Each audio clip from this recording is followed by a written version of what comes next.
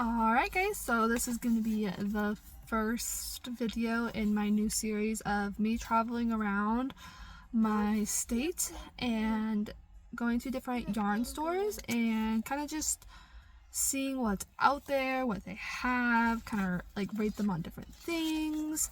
And with that, I have my first yarn store that I went to. I tried to go to another one,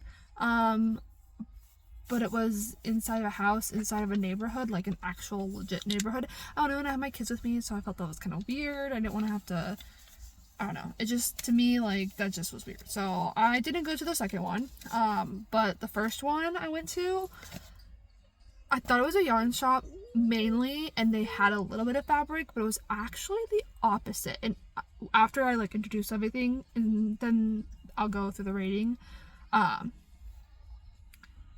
you'll see that this was mainly a fabric shop and they had yarn in the back. So this shop was very big and it was always in stitches. And make sure I just said that right. So the things I'll be grading these shops on is if they have clearance sections, what kind of variety they offer, how much local yarn they offer, and then the colors. Obviously go with the rarity, the fibers of the yarn and fabric, because some shops will have both, and then their price range, and then any other bonus perks about that store. So when I first walked in, massive. Like, if you're a fabric person and you live in Indiana, this is the place to go. As of right now, I guess I haven't been to many, so it was massive. It had so much fabric. I was shocked. I thought it was a yarn shop. So, you know, my expectations were thinking it was a yarn shop with a little bit of fabric, but it was the opposite. So the fabric was beautiful. Most of it was cotton. They did have some wool fabric. Their prices, though, for the fabric were more on the expensive side. Personally, myself, I shop at Hobby Lobby and Michaels. And when you shop their sales, you could even get it cheaper. So their fabric was expensive. And then the other thing, their yarn selection, I asked them if they had any hand-dyed yarn from local people here, and they only had one basket, which the owner hand-dyed. And it felt okay. It wasn't really soft wool. It just felt like your generic wool that you may have bought in and hand dyed yourself. Personally, myself, it was not soft. I didn't like it. But they did have a lot of other brands. And they had everything from acrylic to cotton to wool to alpaca. So they had a nice variety in the fiber section. And their colors were nice too. They had a good variety of the colors. They had a good number of colors in each fiber. The only thing was it was kind of more expensive. Like, now I know these local yarn stores are going to be more expensive, but are they affordable for someone who likes to crochet or sew and then resell their items? Now, if you have a higher price item and you like that, then that's perfect. This is perfectly fine for you. But for someone who hands makes things and tries to keep the price lower so other people can afford them, probably not the best, because it was mid to high range price range for the yarn and the fabric.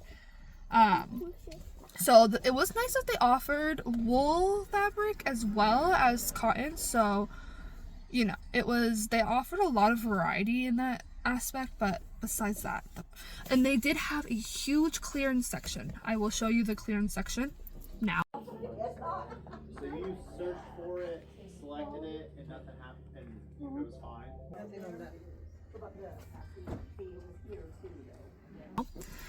And then, so they had a huge clearance section. Most of it was fabric, and there was a little bit of yarn, and it was 40% off the original price, but that still makes it full price if you were to go to any, like, Michaels or Hobby Lobby or any other name brand place.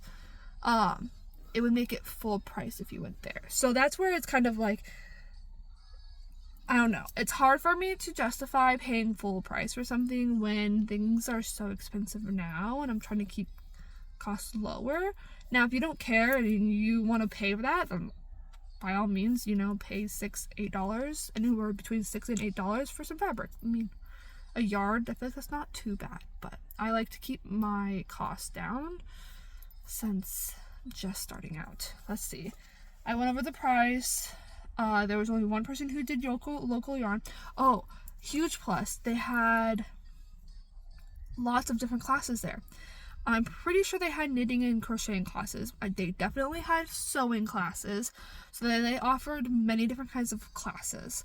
And they had special rooms for all those classes, and they had sewing machines there. And I even saw that they do repairs for sewing machines. So that's even better. Like, that right there is a big bonus point because, I don't know, as someone who sews, if my machine breaks, I don't know what to do. So it's nice that there is a local place that I can take it to who can fix it. And it's cool that they have classes there. So if you're ever into taking classes and all that kind of fun stuff, that place definitely has the spot to be. So as far as like, was there any cool bookstores or coffee shops? Like, those are bonus points you can have if there's any of those next to you. Didn't see any. Didn't see any bookstores, and I didn't see any coffee shops either. So there's no extra bonus points for that. So there's no bonus points for the whole coffee shop and bookstores nearby. Didn't look too hard, so there could be. There was none in walking distance from the shop. So I'd have to get back in my car and probably drive to somewhere else. And that was it for the first one. And I will insert all the videos here and there throughout this video.